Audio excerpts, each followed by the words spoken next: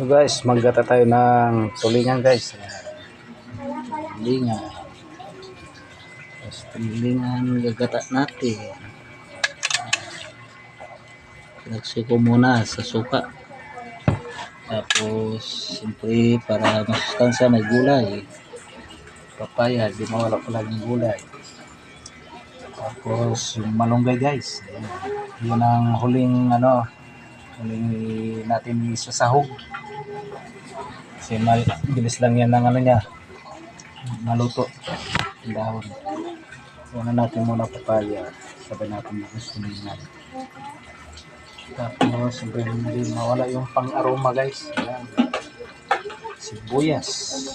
Siyempre ang the best na panggata ay Kukumama. Ayan guys, Kukumama. Hindi mo alam magic sarap.